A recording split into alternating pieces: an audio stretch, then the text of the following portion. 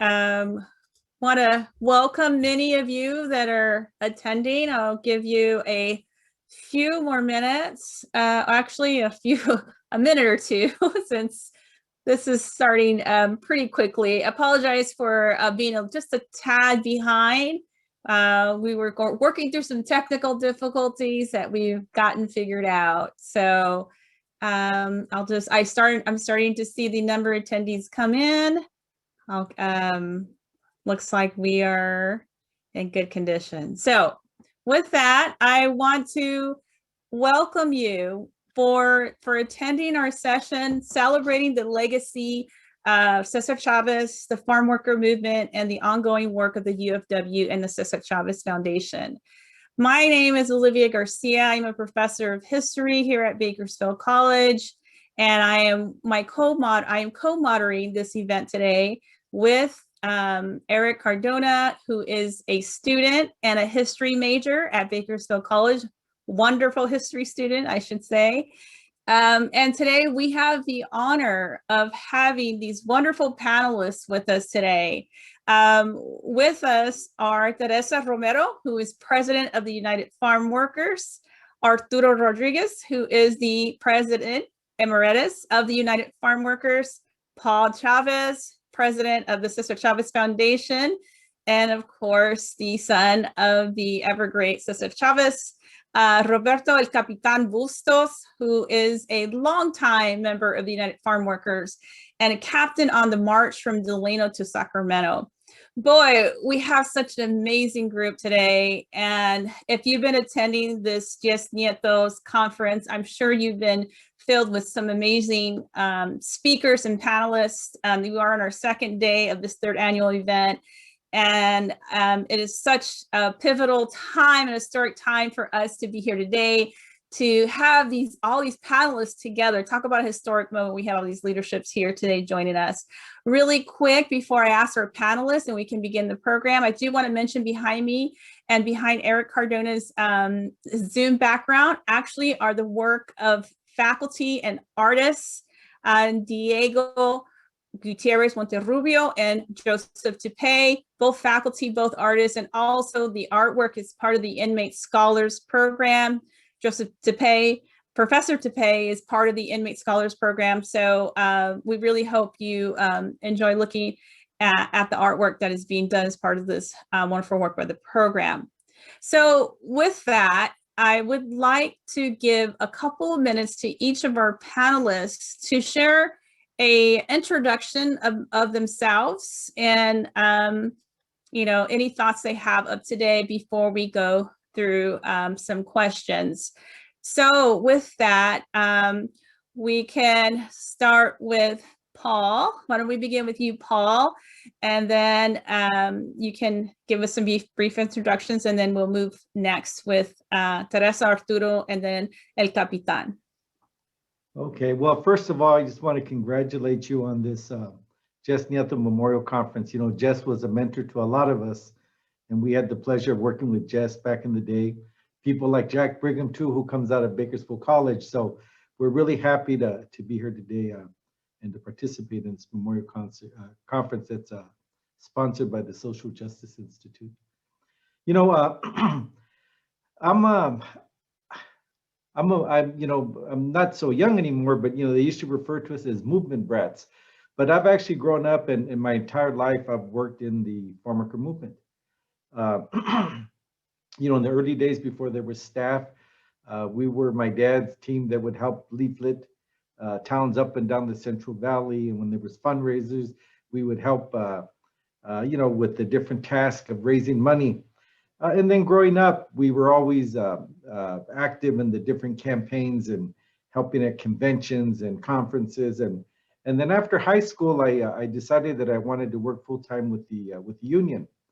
And that was in 1974. And since that time, I've worked inside the UFW as a printer at one time, administrative assistant to my dad. I was a union negotiator, political director, ran our social marketing. And for the last 30 years, I've been doing the work of the Cesar Chavez Foundation. So this has been my life's work. And my kids tease me. They tell me that, I've never had to go out and do a job interview because I've always been kept busy here with the Farmworker movement. Well, thank you for your story. How about our next panelist?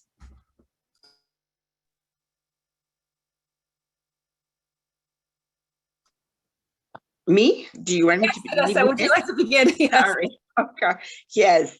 I am Teresa Romero. I'm the president of the United Farm Workers. I'm an immigrant. I was born in Mexico. I've been working with the UFW since 2009. And I had the privilege of working very closely with Aurturo Rodriguez, who mentored me for 10 years and gave me the opportunity to learn everything that I needed to learn with the union. And it's been a challenging year for all of us, especially for farm workers. And I am very happy that you have us here today to talk about not only the history of the movement that Cesar Chavez started almost 60 years ago, but also the current challenges that farm workers face. So thank you very much for having us here today. Thank you, Teresa. Aurturo, would you like to share a little bit about yourself? Yeah, thank you very much, Olivia. And I want to echo Paul's words. Congratulations to all of you and with the Nieto conference. We would go to Jess a lot of times when there would be elections, because Jess had all the background, the demographics about Latinos, Latinas in the Bakersfield area. And so he was like our historian in regards to all of that information. And he was extremely helpful. But I got my start, just probably like a lot of you that are hopefully listening or watching today. And I was a high school student at the time, and I'm originally from San Antonio, Texas. And our parish priest came and shared a story with us about where he had just gone to the Rio Grande Valley, which is the big agricultural community here in the Texas area. And he said, I was just participating in a strike with Cesar Chavez and the melons. And he started to tell us all about who Cesar Chavez was, and what he was doing was really excellent. And it's time that someone was fighting on behalf of farm workers and blah, blah, blah. And so it perked my interest. And as I went through college, I joined the picket lines and the boycotts and things like that. And finally, at the University of Michigan in '71, I got a chance to meet Cesar Chavez for the first time. And like so many others, I don't know exactly what I was expecting, but here was this 5'6" person that walks in the room, and yet his stature didn't really captivate anybody, but his presence really did. And we as students we were just amazed and really encouraged by who Cesar Chavez was, and he got us all motivated and so forth. And so as a result of that, I met his brother, Richard Chavez, and Richard at the time was running the boycott campaigns in Michigan. And there at that point, Richard said, hey, when I graduated, say, hey, Aurturo, why don't you just come work with us for 6 months? And I said, 6 months, that's nothing, here I am, I'm single. I wasn't ready to pay off any college debts or anything like that. And I figured 6 months, yeah, I can be a volunteer. I can make $5 a week. I can do whatever. And well, that 6 months became a year, and then it became 2. And Paul's laughing because we all went through this at some point within our careers. And as a result, it became my life. And I've never regretted it. I've had a chance, like Paul, to do many, many jobs within the organization, starting off as a picketer in the snow and the cold and the ice and everything else. And then from there, joining the boycott campaigns and then going on to be organizing. And I had a chance to work under the new agricultural labor relations law when that was passed in 1975, and to negotiate contracts and all those kinds of things. And so I met a great group of people that I've had a chance to work with throughout the years with the Chavez family, being a part of them, and really, really, really enjoying what we've been able to do and have an impact. And not only farm workers' lives, but so many others beyond the farm workers, Latinos and working class folks that were looking for an opportunity. So I'm very thankful to Paul for his leadership. He did not have an easy job once his father passed away to continue on, and yet he did, and has really changed the, not changed the direction, but really just brought new things to the movement that at that particular time we really hadn't been thinking about. And so we're very, very fortunate. And so with that, I'll just pass it on to Roberto.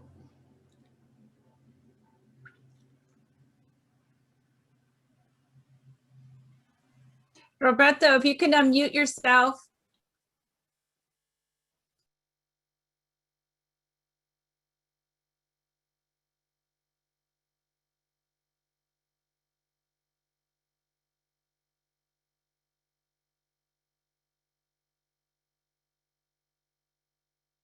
What happened?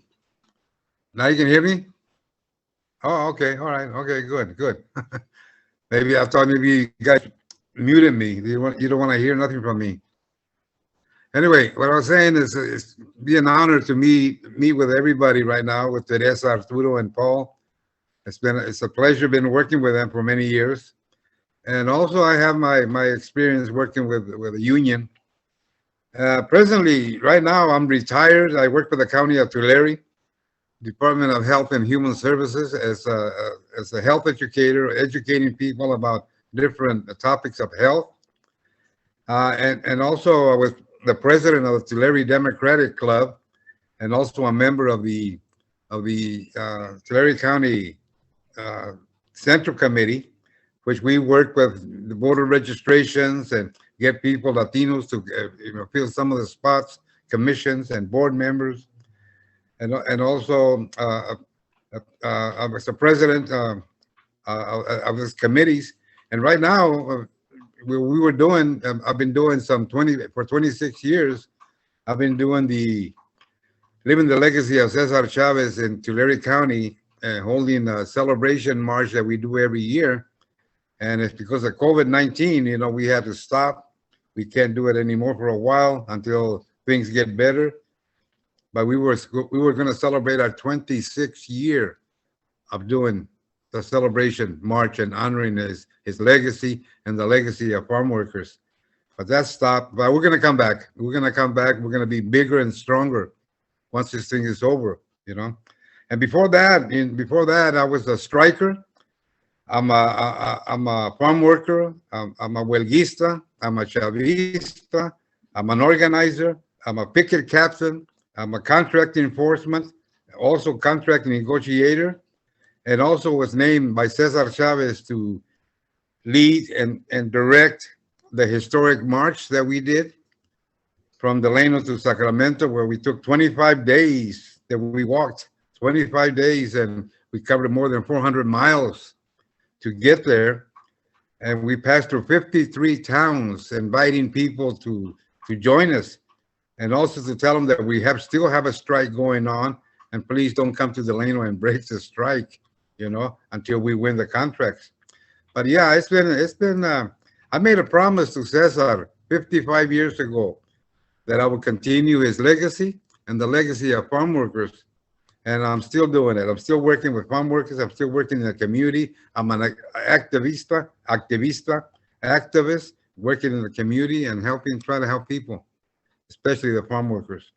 So I'm still involved, and as long as I can and able, I will continue to work for the good cause of the farm workers. And this has been an experience. Wow, it's been an experience. Many years of fighting for our lives, and we're still not over. It's still not over. And I'm going to be here to continue the fight. And thank you for inviting me to be here today. Well, thank you all. Well, hearing all your stories just brings back memories of my reporter days from interviewing many of you in the movement. But I just want to mention one thing, and then I'm going to turn it over to Eric for his question, is for those attending, if you have a question you'd like to ask, please type it in the Q&A box, and we'll save those towards the end so we can ask them those questions for you. Also, the panel is being recorded. It will be available on closed captioning on the Bakersfield College Social Justice Institute YouTube channel. With that, Eric Cardona, you want to take over? Sure. First of all, as a BC student, as a college student, I just want to say I know I can speak for many of the children, the generations of children, of immigrant children. I want to say sincerely thank you all for all the work that you did and continue to do. It really is an honor, a privilege to see this panel together, and just hearing you all makes me think of that saying, "Si se puede." And I just want to say, es un honor, es un privilegio. It is an honor. It's a privilege. And so my first question is open to all of you, whichever one of you wants to answer, or anyone. It says, my question is, it's been almost 30 years since the death of Cesar Chavez. His work and legacy improved the living and working conditions of farm workers and their families. If Cesar Chavez were alive today, how satisfied or dissatisfied would he feel with the current progress since his work began?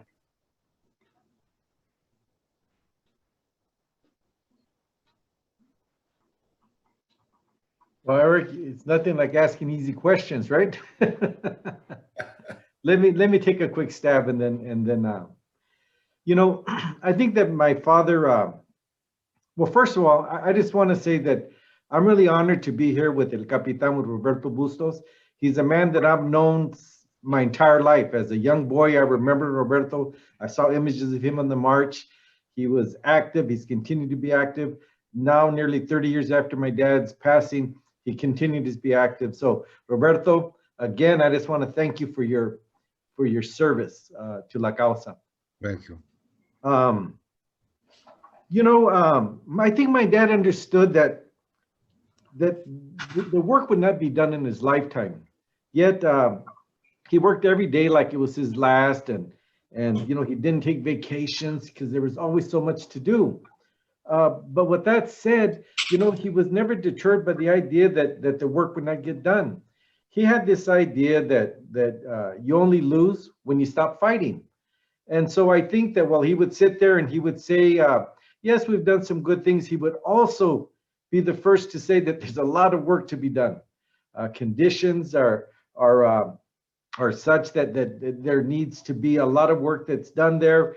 We need immigration reform. He would have taken a look at how the Latino community has grown into other areas, and he would talk about providing services to people, not only in rural areas, but in urban areas. And he would make sure that we always remember that workers just aren't workers, that after a long, hard day at work, they come home to a whole different set of problems: the lack of affordable housing and access to educational opportunities and fair credit. And so he would be urging us to go out and to address those needs. But again, he would be the first to remind us that the movement, that our causa only ends when we give up, when we stop fighting. And he would be the first to be out there in front of us and to urge us on.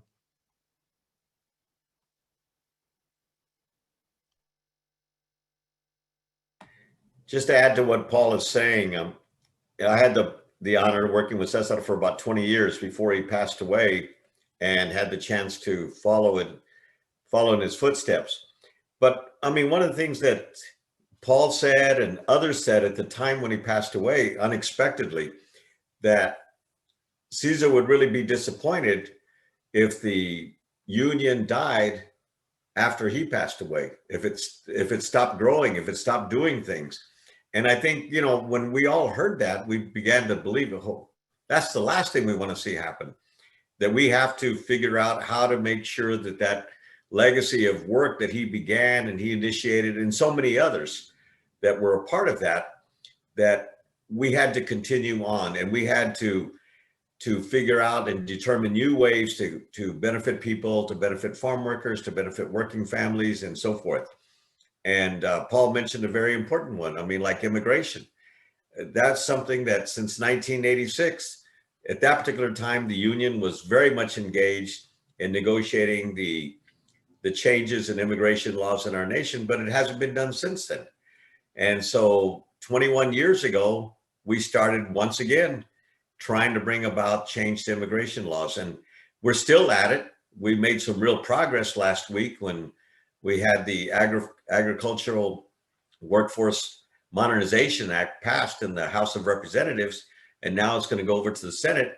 But that's the work that we know needs to continue on, and that we need to, if we're going to be true to what Cesar Chavez began back in the 1960s, then we have that obligation and that responsibility to continue doing that work and getting others engaged and getting others involved and looking for the new fights that have to take place out there, the new challenges that we face, and keep on moving forward.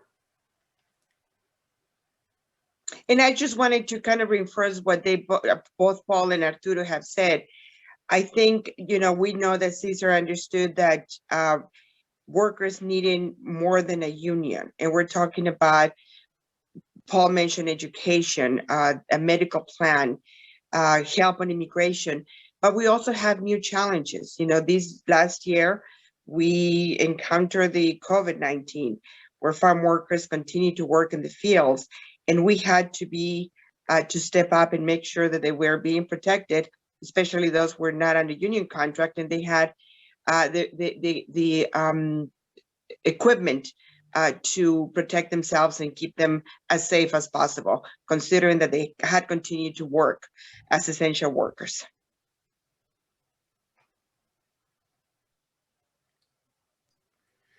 Roberto, you're on mute.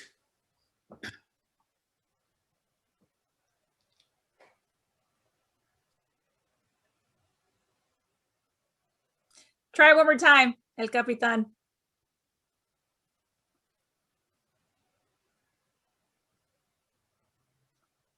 Can you try to unmute again?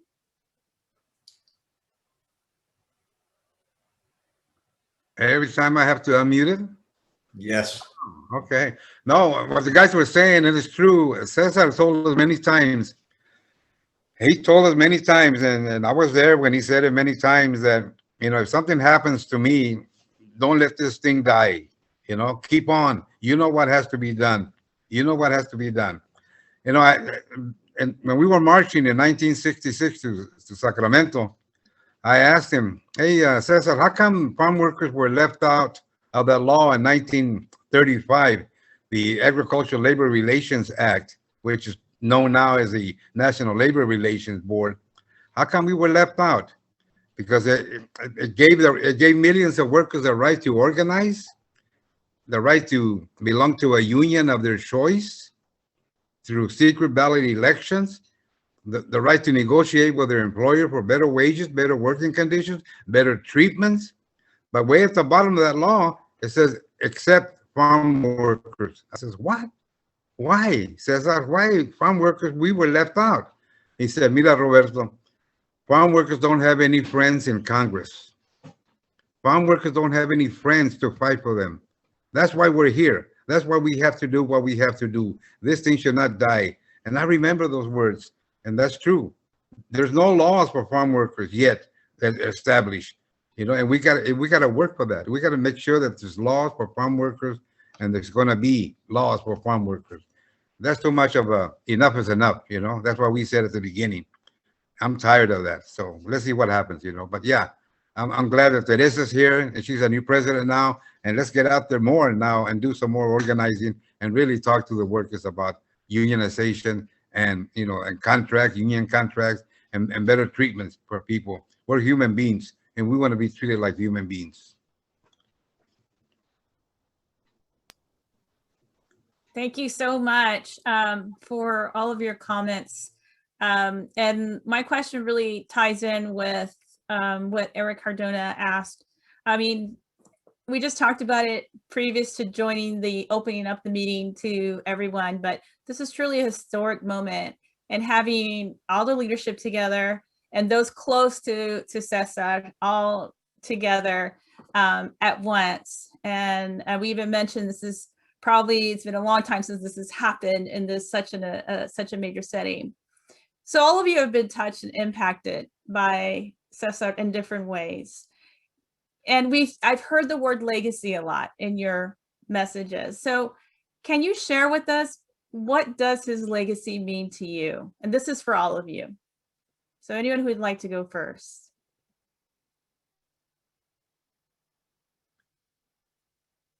Just don't forget to unmute.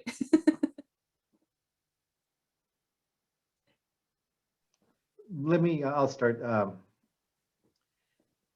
You know, his legacy has a lot of different components.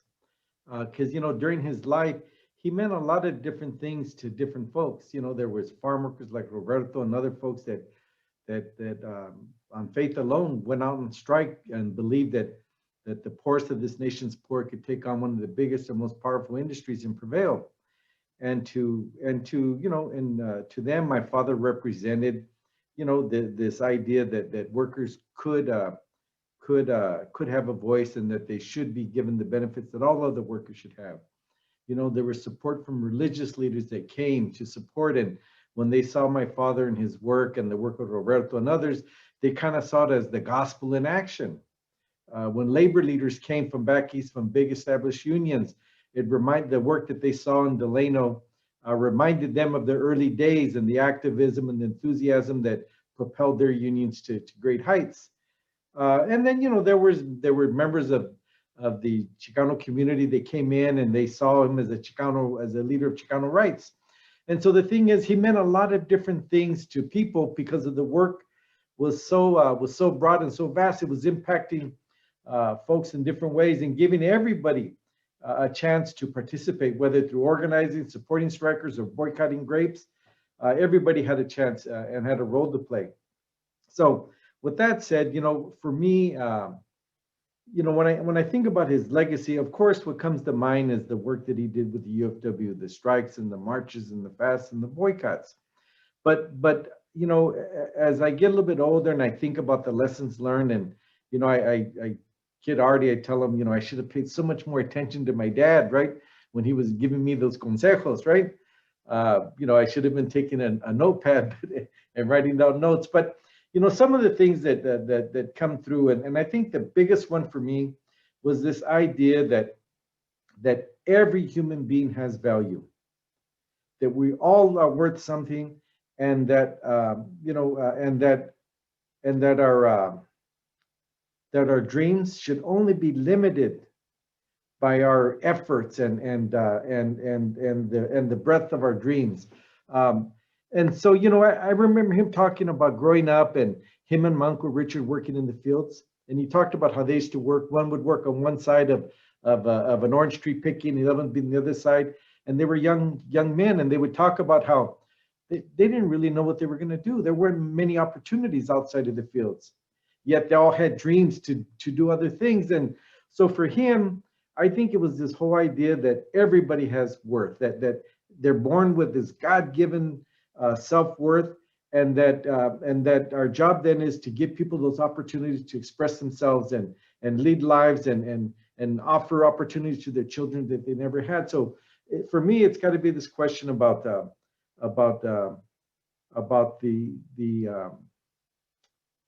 importance of celebrating humanity and giving folks the ability to do what they want to do, whether it's working in the fields, right? And then they should be treated with respect and given decent wages and safe working conditions and benefits that would allow them to take care of their families and make sure that their kids can go to college and that they can buy a home if that's what they want to do. And so, you know, there were strikes and boycotts, but it was never about lettuce and grapes. You know, it was always about people. And so I think it was this tremendous faith he had in the inherent worth of all people, especially poor people and people who have been cast aside by society.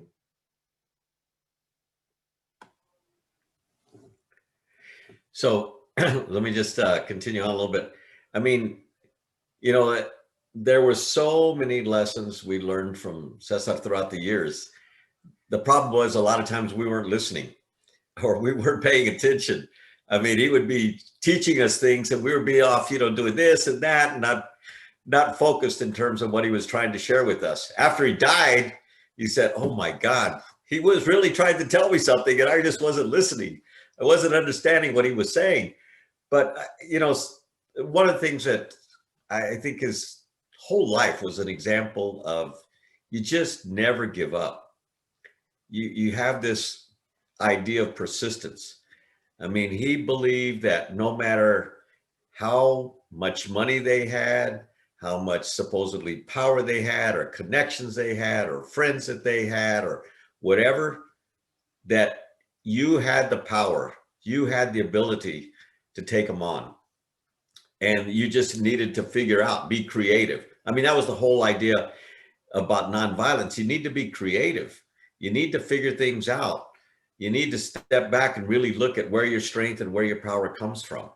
And so as a result, man, that was one thing that was ingrained, I think, in all of us. No matter what line of work we were in within the movement, we just figured, okay, that's a challenge. Okay, we got to figure out how to overcome it. How do we succeed and not let this keep us from moving forward or keep us from benefiting others and so forth. And then I think the other area of the other value that he really instilled in all of us was this whole idea of service, that, you know, our role was to be of service to other people. And he was not on this pedestal. He was just the opposite. I mean, one of the things that I heard him say many a time, and he says, well, why did the farm workers, why do they like you, Cesar? Why are you different than all the others that tried to organize farm workers throughout the years? And he would come back with a simple answer, because I'm one of them. I'm just like them. And so it's this idea that we were to be the servants, to be the service to others, and to look in terms of meeting their needs, whatever that might be, not in terms of charity, but in terms of ensuring that they had what they had, but then giving them the responsibility that they had to do what was necessary to ensure that they could have the opportunities that they needed and wanted for themselves and for their families and communities and so forth. So that, to me, his legacy really continues on in all the work that we do, because you can see example after example throughout the movement where we continue to try to overcome the obstacles. We don't let anything stand in our way, whatever it might be. And secondly, that, you know, we have this idea of service, and we truly believe that, and we try to practice it. We always can be better, but I mean, there's this idea we need to be of service to the community. And when we celebrate Cesar, we really celebrate that. You know, Artie, if I can add something to the whole thing about never giving up. You know, my dad didn't believe that there were shortcuts. You know, he was an old-fashioned guy. Roberto, you remember, he was tough. How are you going to get it done? You work hard. That's how you get it done.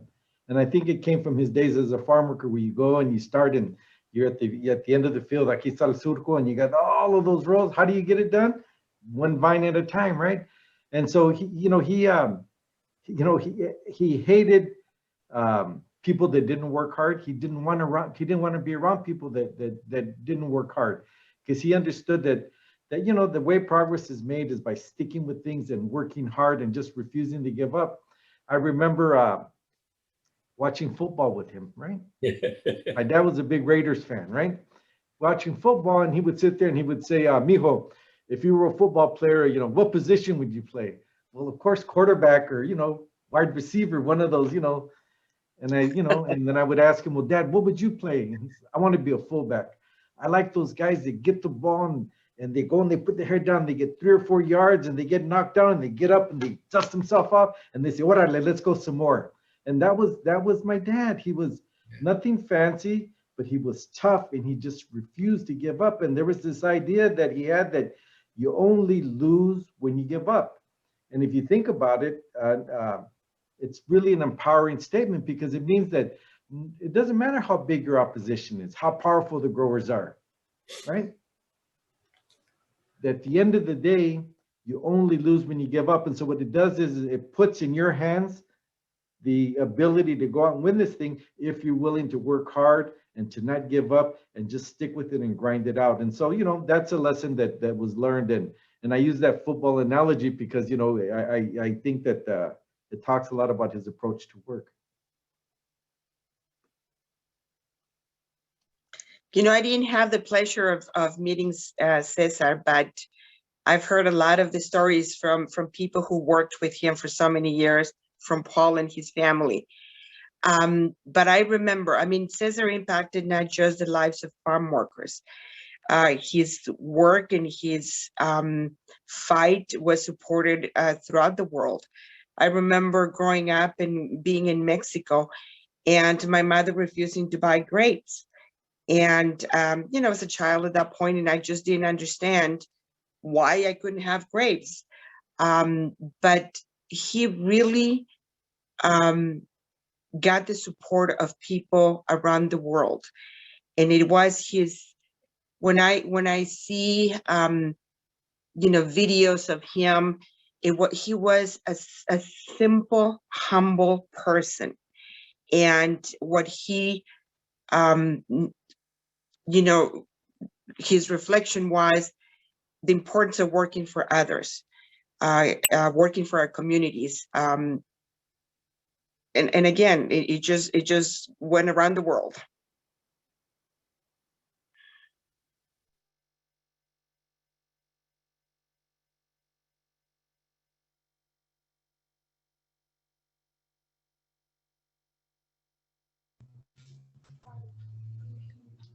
I'd like to say a few words on that topic you're discussing right now. You know,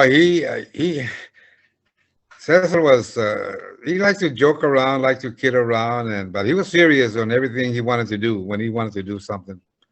I remember when I met him that night, my brother invited me to a meeting, and I said, "What meeting?"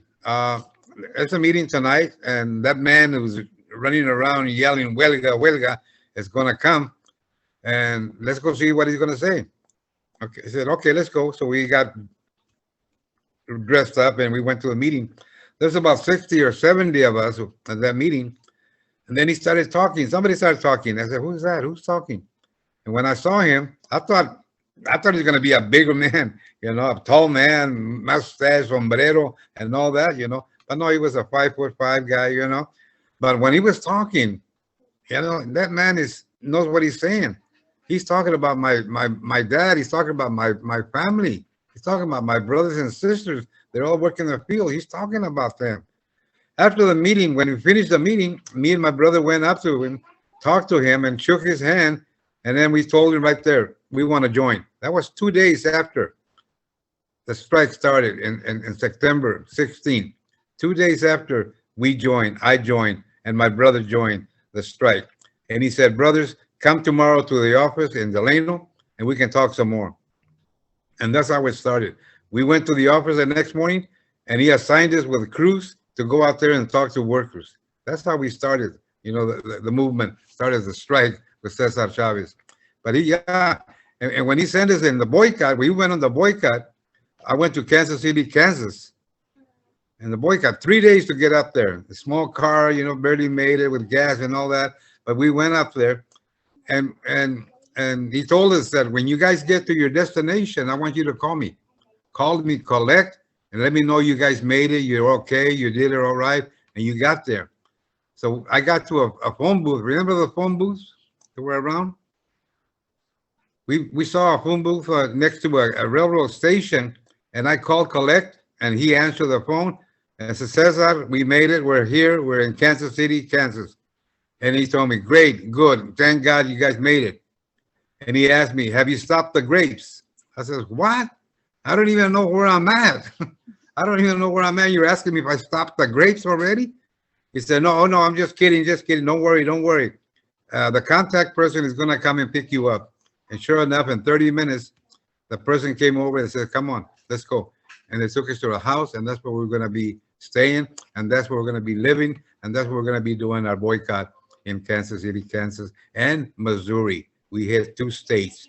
That's the way he was. He was a funny guy, serious, but yes, he was a good man, an honest man, and that's what I liked about him. He's my organizer. He organized me. He opened my eyes to all the injustices of farm workers. He told me how to defend myself. He told me how to also help others to defend themselves. And I'll never forget him. I worked with him 10 years. I known him for 28, but I worked with him 10 years. Every day we saw each other from 5 in the morning until 8 or 10 at night. After we finished the the organizing of the strike, the picket line, we have our meetings with the workers at that night. So we saw each other many times, and he was a great man. I'm gonna miss him. I'm still miss him, and may he always rest in peace. Eric will ask the next question. Thank you so much for this. I just love hearing all your stories. Yes, thank you very much for all that insight, and it's just great to hear. In this celebration of the legacy of Cesar Chavez, a question I'd like to ask, maybe begin with Paul. What is it like gathering together for this event on his birthday? For this event you're talking about? Today, you're talking about today's event?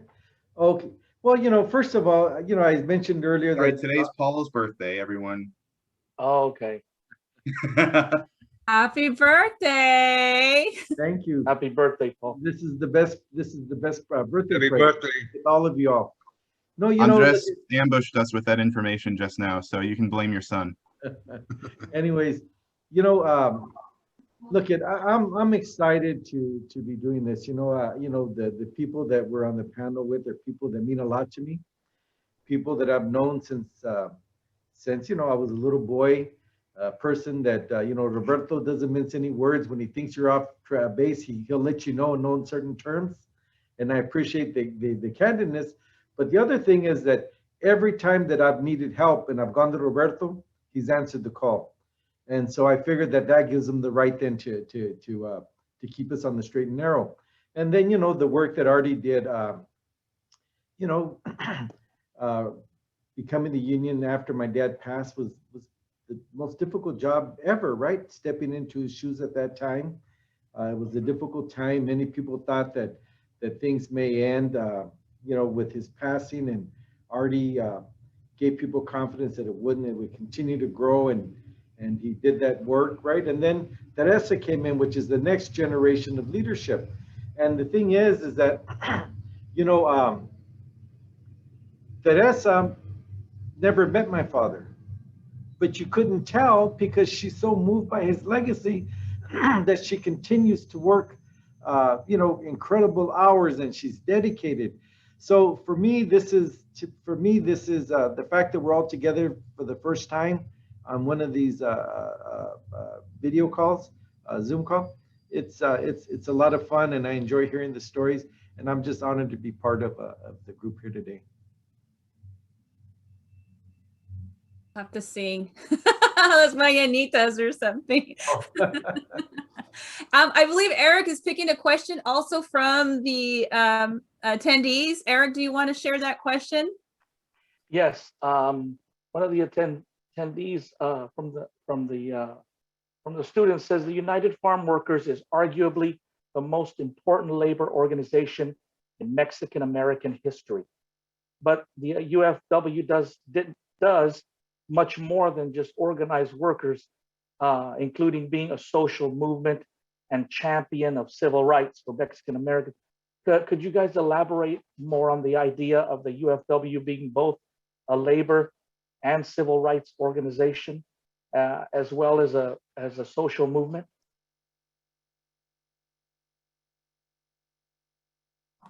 Let me go ahead and start, and then other folks can chime in.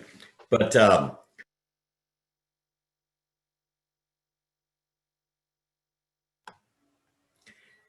there you go. Thank you for whoever asked that question. I'm not sure who it is, but we like the fact that you think we're the most important. But, I think that we are a labor organization. But again, when the founders of the movement came together, they always had this image of us not just being a traditional union. It was an organization, it was a union that was going to deal, of course, with the issues that workers face at the workplace, in wages and hours and conditions and those types of things. But he also envisioned it to do much more than that, because the problems weren't only there when you went to work. Many of your problems that you face were there in the communities, what your families faced, and what the discrimination and the educational, the biases, and all those kinds of things, the economic poverty that existed among farm workers and among working poor within our communities. And so it was important for our organization to be a leader, not only for the issues that plagued farm workers in the fields, but that it went much more beyond that.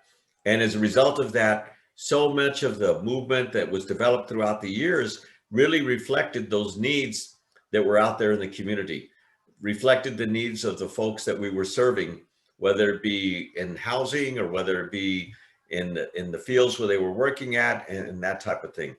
And so I think that's what, you know, the fact that we were willing to take on that role and not just pigeonhole us to one particular thing to be doing, and take on those social issues as much as we did the labor issues, has really made the UFW the beginning in terms of what we started, but it's grown to be so much bigger than that, and has so much presence, not only obviously in California, but throughout the country and many other parts of the world as well. And so I think was really something that Cesar thought through from the very beginning, that it was more than just a union. You know, Artie, also what I recall was that, you know, the life that he experienced growing up was one that was, you know, that was full of poverty and people living in communities that didn't have services, and, you know, living on the other side of the tracks, as they say, right? Discrimination, you know, he talked about his father not being served and being able to get a cup of coffee because there was no dogs or Mexicans allowed, kind of signs, right? He talked about as a teenager growing up, and he served his country. He joined the Navy, and he was in the South Pacific, and he came home to Delano, and he took my mom on a date before they were married, and he had the audacity to sit in the center aisle of the Delano Theater, and he was arrested.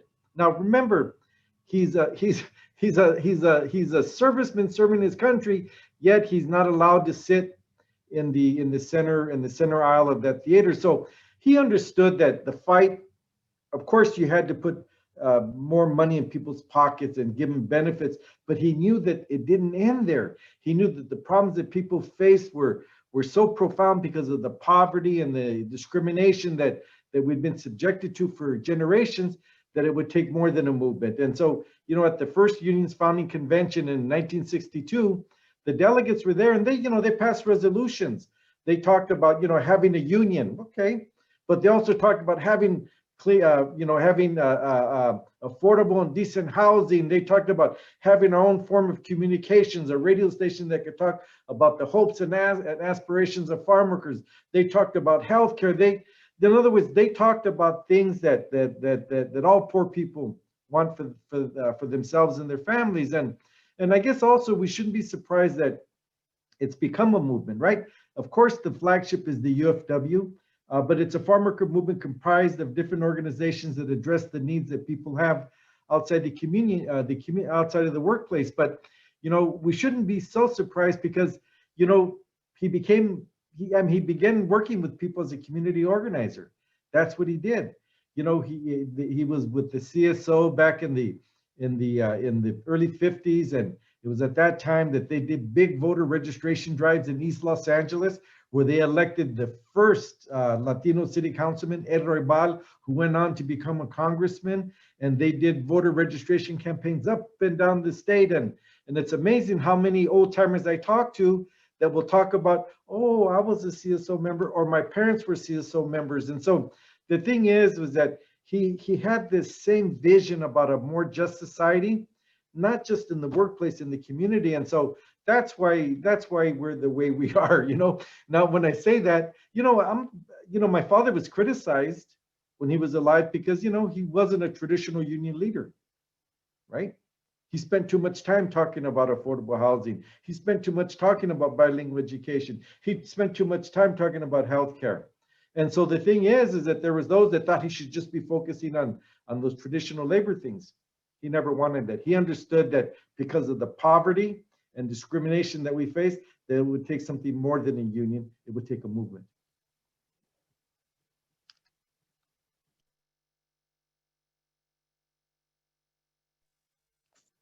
I don't know that there is much that I can add after what Aurturo and Paul have said, but I think it's just emphasize that we're a movement. It is not just a union. We continue with the housing. We continue helping the workers with immigration. We continue doing, legislative work that benefits the workers and their families. So it is more than representing workers through a union, but it is trying to fulfill the needs that they have at every level, in their regular lives.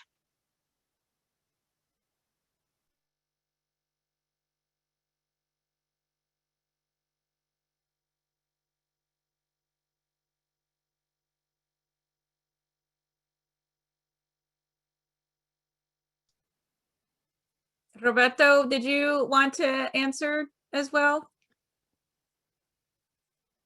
You just got to unmute. I know that. Okay, got it. You got it now? No, yes, what they're saying is correct. Everything what they're saying is correct. We went through that many times. In the beginning, I didn't know that we were fighting, we're against the biggest industry, the Delano growers, that we were fighting the biggest industry in the world, man. They had the money, they had the power, and we had nothing. We just had our picket sign, and we had our determination and our will, to continue. But at the beginning, I didn't know that we were fighting the biggest industry in the world, to me, And Cesar's told us many times, these guys, they're powerful, they're mean, but we can win. We just have to, do our job, organize, and come out on strike and demand this and demand that. And not only wages, but there's other things like Paul mentioned about other things too that were affecting the farm workers. The housing, the health, mental, whatever it was, discrimination, everything. So that's how the movement started, It wasn't so much about, just a strike, but it had to do with the strike, the boycott, and the marches. We invented the movement. We started the movement, and it's an epic, it's an experience, and we still got a lot of work to be done. A lot of people don't know about the movement. A lot of people don't know about the union. A lot of people don't know about Cesar Chavez, especially the young generation now. Their parents that were there, the grandparents that were there, but these people are young. They don't know about Cesar Chavez. When they mention Cesar Chavez, they think he's a boxer. Oh, I know him. Yeah, I saw him box the other day. No, we're not talking about him, the Cesar Chavez, We're talking about Cesar Chavez, the labor movement, about the strike and the farm workers and Delano. Said, yeah, I think I heard something about that. So we need to get out there. We need to educate the young generation about the movement and what we did and what needs to be done, because there's a lot of people still and not quite know about, what happened many years ago. And that's why I'm still here, and I'm still doing what I have to do to continue the education and continue the legacy of the farm workers and the legacy of Cesar Chavez. Roberto, when Roberto was talking, it reminded me, years before the first grape strike in 1965, the union started, it was the National Farm Workers Association. It started by providing people a death benefit. How many times do we drive down the street and you see families doing car washes and collecting money to bury the loved one? My father understood the inhumanity of that, of having to go out and bury a loved one, and not having enough to do it because of the wages that you earn are so low. And so they had a death benefit to help bury people with a real basic human need. I think the second benefit they had was a credit union. They decided that people were were going out and getting loans that had really high interest rates. And so they had this idea about, well, let's pull our money together and let's start a credit union and we can make small consumer loans to one another, right? And so they started offering that. And then they had a cooperative gas station where people could go and get Huelga gas and fix their cars. And then the strike came, right? But the idea was that it was always about addressing the needs that people have. And the needs that people have are in the workplace and in the community. And he was always focused on that. He understood that workers just aren't workers. Thank you. And you know, hearing you all talk about the legacy and the movement, I just want to also mention that there is going to be another talk coming up around the corner at 5:30 involving Leroy Chatfield on his book To Serve the People, My Life, Organizing with Cesar Chavez and the Poor. So if you're able to attend it, there is a link there to sign up for it. My next question though has to do with his birthday come in, Paul.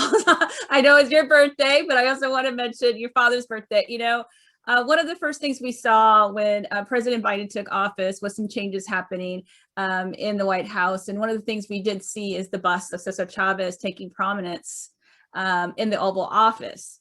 And given that his birthday is around the corner, and given that California does recognize Cesar Chavez Day as a holiday, I have just two questions are tied into one. Number one, what is the message of having the bust in the Oval Office telling the nation? And number two, what are your hopes or thoughts about a Cesar Chavez Day as a federally observed holiday? So I'll leave it open to anyone who'd like to answer. Well, let me start with the message that the bust represented. You know, we had received a phone call from the transition team and the folks at the White House asking about borrowing the bus that we had here at the National Chavez Center, and they mentioned that they wanted to put it in the Oval Office. And so of course we said, yeah. Now the thing is that by the time we got down to brass tacks, this was Tuesday, and I believe the inauguration was on Wednesday, right? So we actually had to crate it up. There's some kind of crazy blue glove service that delivered it overnight. And we got a call the next day from the White House saying it got here at 10:30.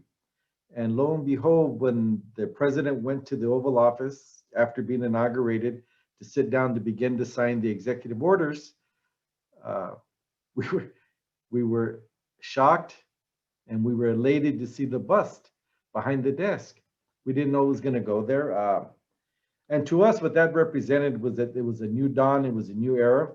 After 4 years that farm workers had been demonized and our worth had been questioned, and there was meanness and all of this kind of crazy anti-immigrant and intolerance that was flying around with the past administration, it signaled a new humanity, a new day. And so, you know, we're cognizant of the fact that it's just a bust, but it's a good beginning. Now we have to work hard to make sure that, you know, that the benefits come. And, you know, with the introduction of the Farmworker Modernization Act that Aurturo and Teresa can talk about, that's an important thing to do. But seeing the bust on their first day, it was a sign to everybody that a new dawn was upon us, and so we're very excited. Yeah, just to add on to that, Olivia, that, you know, so many more people saw that besides us. I mean, we're all very close to the movement because we've worked for it, we're married into it, and all these other kinds of things. But gosh, I started getting messages from people all over the place saying, do you see that? Do you see that Cesar Chavez is right behind the President of the United States, the bust? We said, oh yeah, that's cool, isn't it? You know, so it really just kind of lifted people up and said that, you know, here's President Joe Biden is someone that what he says is what he believes. And it's not just a question of a lot of words, but I mean, having physically the bust of Cesar Chavez right behind him for the whole world to see, you know, that sent a signal to everybody that here is a man that's going to not just make promises, but is going to do everything to try to complete those promises and give us a whole sense of faith and belief and trust again in our process here in this country, in this democratic process, in this way of doing things, and that someone like Cesar Chavez has a place, has a real place in the office of the President of the United States. And I just look to my own family. I mean, none of them were involved like I was. None of them even were on picket lines or anything of that nature. But yet when they saw that, that just like, wow, that is really something. And it's something for us all to be proud of the fact that the administration chose to give Cesar Chavez that kind of honor, but more importantly, what Cesar Chavez believed in, what he worked for, his values, all of that. I mean, it's really telling us that, yes, I support those beliefs and values. You know, the other thing, Artie, because we did get a lot of comments from people all over, not just farm workers, but Latinos who have been here for many generations that have never worked in the field, but have had their own trials. I think what it was a validation that as a community, we've offered a lot to this country, and that this country has a responsibility to address the needs that we had. And so I think that it was a sense of pride for a lot of folks who never worked in the fields. They saw that and they said, okay, we're here, we're going to be taken into consideration. Our worth has been validated. And I think that was a very powerful message by the president. Yeah. When I saw that, I said, wow. When I saw the bus, you know, I said, wow. And I told my friends, look at that. Did you see that? And I said to myself, you know what, guys?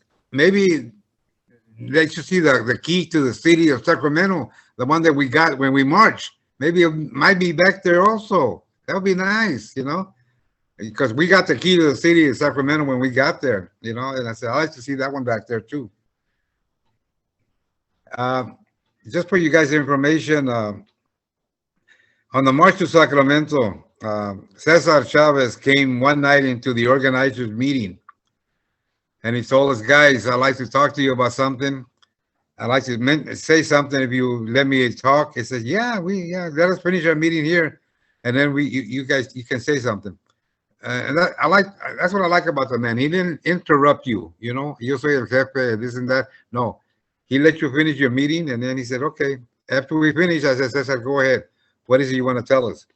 He said, guys, what do you think if we go to Sacramento to go see the governor? So he's telling what's happening, what's going on in Delano, the way the strikers are being treated by the growers, the company, and the police. Let's go tell the governor that. We've done everything already. The people are on strike. Nobody's picking grapes. We send letters to the growers, and they haven't responded. We made phone calls, and they haven't answered our calls. Let's go to Sacramento. And I said, hell yeah, let's go to Sacramento. And I said, we can get all the strikers, all the families, and invite some friends. Let's do a caravan, a cars, and go to Sacramento. And here comes the bad news, the sad news. He said, no, I'm not talking about, caravanning to Sacramento. I'm talking about, he goes like this with his hand and his finger, marching, walking. He says, what? And we looked at each other and said, that guy's crazy, oh God, you know. He wants us to march to Sacramento. Well, he said, yeah, think about it, guys. Think about it. You know, let's talk some more about it. And when he left the meeting, hey, and sure enough, we talked about it. We continued talking about it, and then we start fighting against each other there, you know, arguing among ourselves. And then maybe that's where the thing came out, or the famous saying came out. Maybe si se puede, you know. Let's do that, you know. But anyway, and then when we started the march, you know what day it was? March 17th. March 17th. So this March 17th that passed, 55 years ago, that we marched to Sacramento. March 17th, that's what is it? This holiday we celebrate? What is it? St. Patrick's Day. St. Patrick's Day.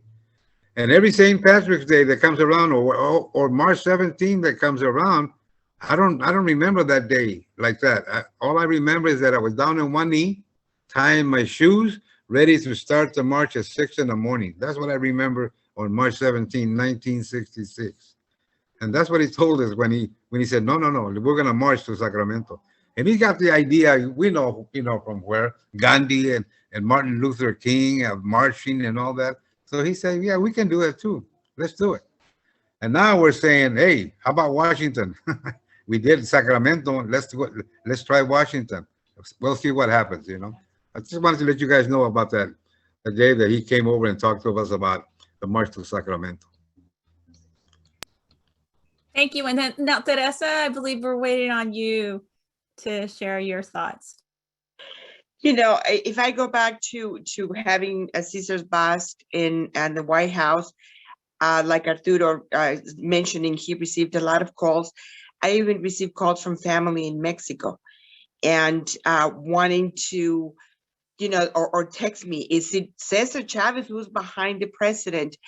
And I think the way I saw it was a recognition for the work and the contributions of farm workers to this country, but also to the Hispanic and Latino community, who for the last 4 years, we were demonized as the worst of the worst.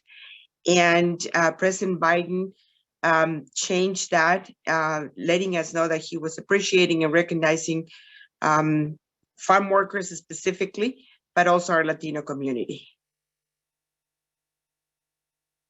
Thank you. I think Eric has a question for Capitan. I'll leave it to you, Eric. Yeah, Capitan, sir, your efforts and work alongside Cesar Chavez laid the groundwork in the fight to improve farm workers' working conditions. And I think you kind of touched on it a little bit when you mentioned about the current generation. So that is my question. Do you feel that the current generation of young people really appreciate the struggles and the hard work of those that paved the way some time ago and are still working towards helping immigrants and their families? Yes, yeah, they do. But again, like I mentioned earlier, there's still people that don't know. And I understand also that history is not being taught in school that much like before. So that needs to be also addressed too. But yeah, we need to talk to the young people, and that's what we've been doing here in Tulare County, in Visalia and Porterville, and wherever we go, we talk to the young people and we invite them, come and join us. We're gonna have a march on the 17th of whatever, and we're gonna be talking about Cesar Chavez. We're gonna talk about the march. So come and join us. We've been talking to a lot of young people. We're going to the schools and talking to them, and we want them to for them to carry the torch. We're not going to be around forever. I'm not going to be around forever. I might not be around not too long, but yet, hey, they can carry the torch, and that's what we want. We want them to carry on the torch. So we've been talking to a lot of young people about it. And I remember one time when I was talking to the elementary kids at school. And I got a kick out of this when they asked about the march to Sacramento. He says, "Did you ride bikes to Sacramento?" I said, "Well, no, we walked." "What? You walked all the way?" "Yeah, 25 days we marched, 400 miles we marched." But they thought we were riding bikes to Sacramento, But yeah, we need to talk to the young people. Yeah, we need to. Young Democrats also, we need to get them involved more than what they've been doing in the past. So let's see what happens in the future. After this COVID-19, kind of gets better, then we're going to come back.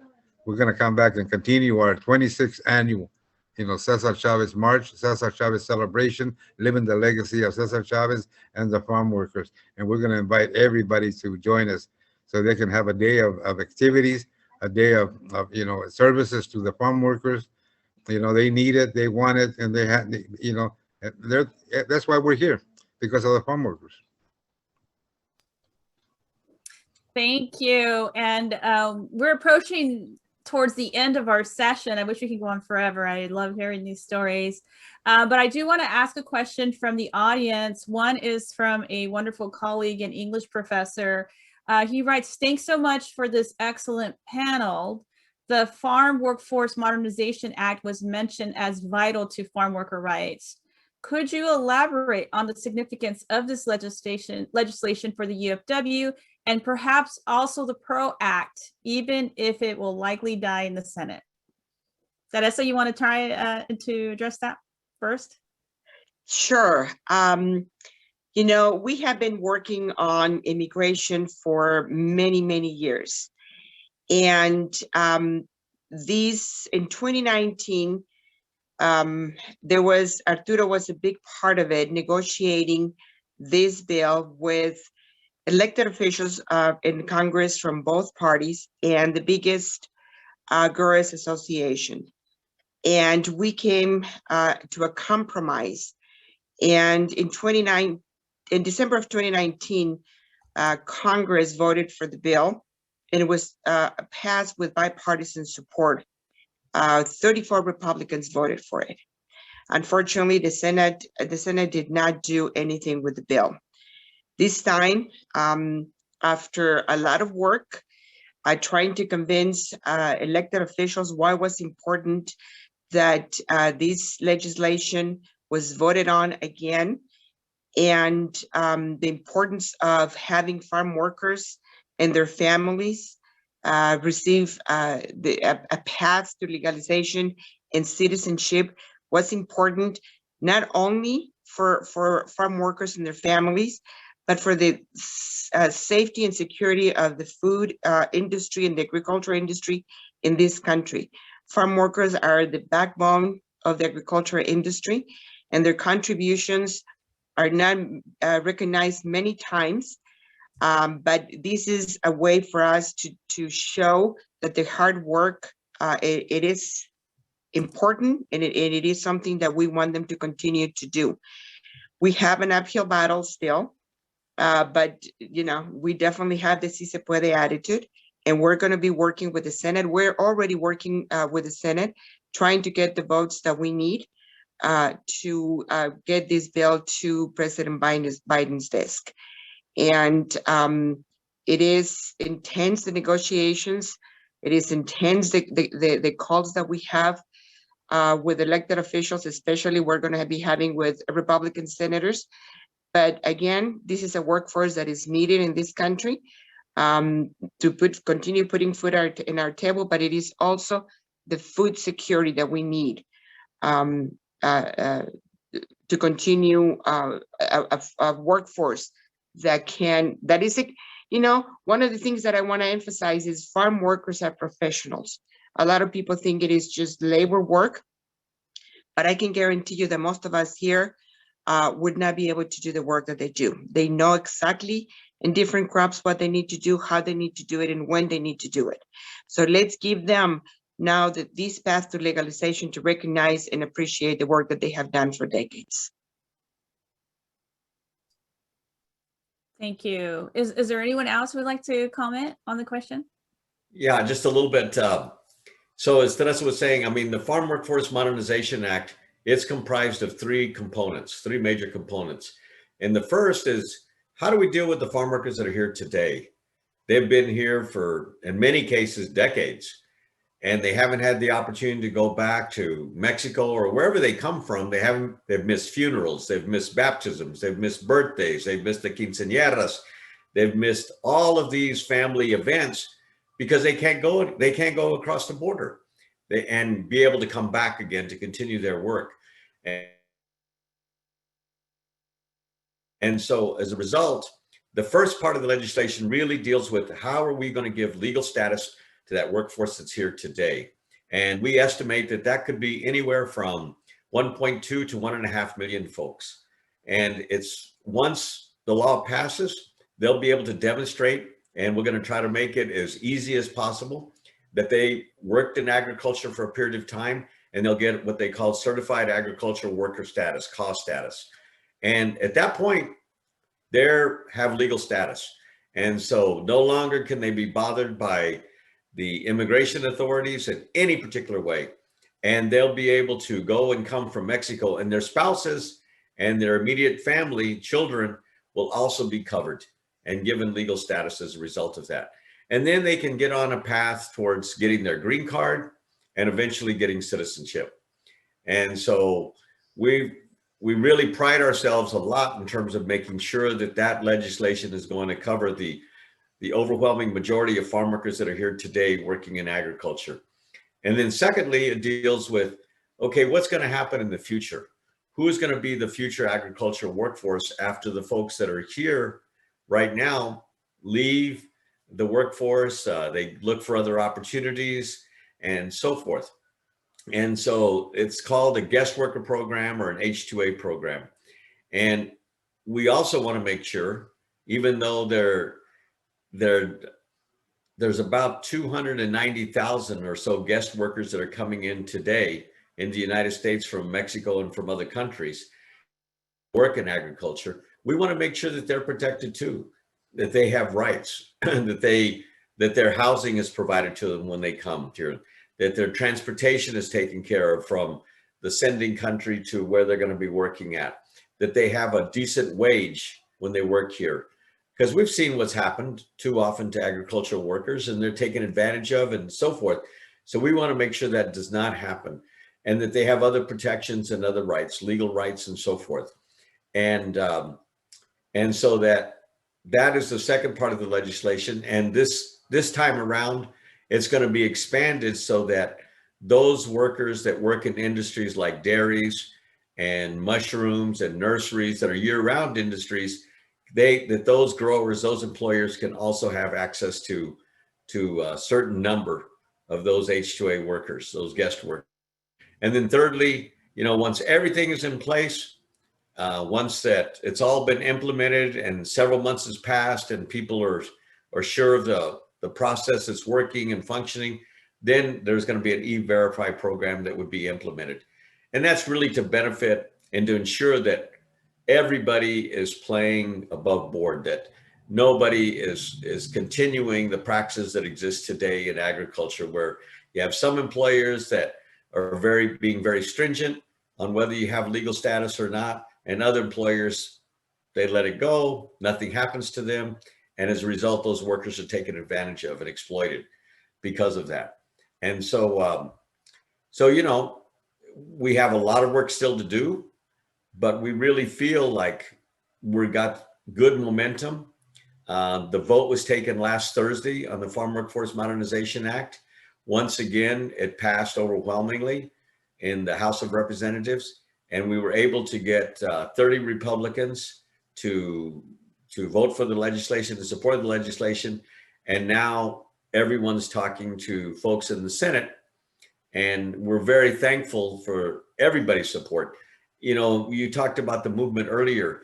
This is another example of how the movement comes together, because part of our work is mobilizing people. And Radio Campesina, which Paul has as a part of the work that they do within the Cesar Chavez Foundation, they have been doing all kinds of stuff in terms of alerting people and getting people to call legislators and getting people to send emails and texts to folks in Washington, D.C. and so forth.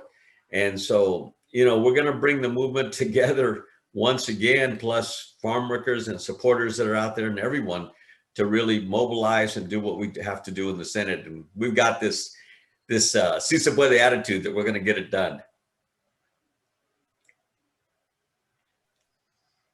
Well, it looks like we're right up on our time. And on behalf of Bakersfield College, the community, and we just want to say again, thank you, Mr. Paul Chavez, Roberto, el Capitan Bustos, Teresa, Romero. Thank you very much. And so we'd just like to say that we're excited. We're excited about the future. And with people like you in leadership, the future looks great. And so we just want to remind everyone again of the following talk, Leroy Chatfield on his book, To Serve the People, My Life, Organizing with Cesar Chavez and the Poor, immediately after this panel. Again, thank you very much. I wish there was more time, as Professor Garcia said, but we appreciate your time. Thank you for spending time with us and sharing your stories. It was an honor and a privilege to meet you all and to hear you. Thank you very much. Professor? I could definitely go on and sit here for days and listen to all of your talks. This is so inspiring to me. Thank you to the Bakersfield College Social Justice Institute and to the Jess Nieto Conference. I know if he were alive today, he'd be so pleased. As we all know him, and this would make him, he's probably smiling right now. So as well as Cesar. So thank you, everyone. Have a wonderful day. We'll see you later. Thank you. Gracias. Thank you.